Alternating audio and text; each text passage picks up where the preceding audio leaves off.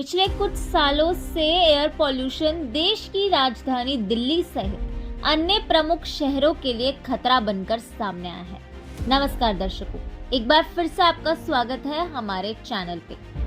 तेजी से बढ़ती वाहनों की संख्या, फैक्ट्रियां, पराली और पटाखों को इसके लिए प्रमुख रूप से जिम्मेदार माना जा रहा है। दिल्ली एनसीआर में तो हवा इस कदर खराब है कि यहाँ सांस लेना तक खतरनाक हो चुका है। खास बात है कि ये स्थिति सिर्फ दिल्ली में पटाखों की वजह से ही नहीं है।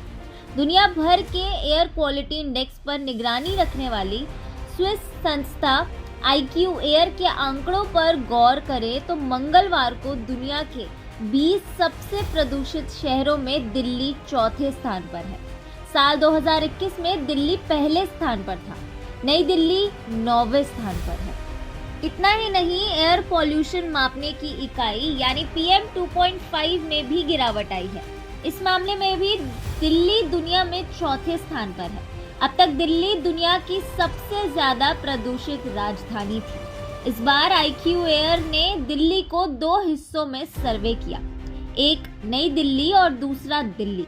सबसे ज्यादा प्रदूषित शहरों की सूची में दिल्ली चौथे और नई दिल्ली 9वें स्थान पर है। देश की राजधानी दिल्ली के साथ गुरुग्राम, नोएडा, गाजियाबाद और फरीदाबाद में पॉल्यूशन के स्तर में पहले की तुलना में गिरावट देखी गई है। औसत PM 2.5 की तुलना में गुरुग्राम 34% तो फरीदाबाद में 21% तक सुधार हुआ।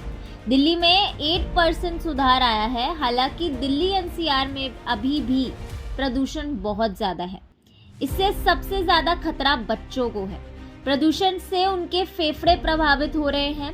बुजुर्गों को स्वास्थ्य संबंधी दिक्कतें बढ़ रही हैं। पॉल्यूशन से निपटने के लिए MCD ने भी कुछ प्लान्स बनाए हैं। अब MCD ने सभी जोन में फंड जारी कर कर्मचारियों को आदेश दिए हैं कि जिन चीजों से एयर पॉल्यूशन फैल रहा है उन पर लगाम लगाई जाए।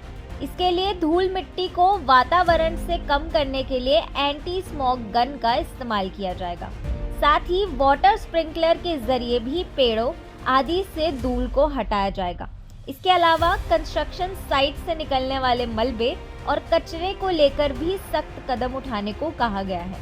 वहीं रेल पटरियों के आसपास से भी कचरा को उठाने का निर्देश दिए गए हैं। आज के लिए इतना ही दोस्तों। ऐसी और वीडियोस के साथ आपको दोबारा मिलेंगे। जाने से पहले चैनल को लाइक, सब्सक्राइब और बेल आइकन को दबाना मत भूलना।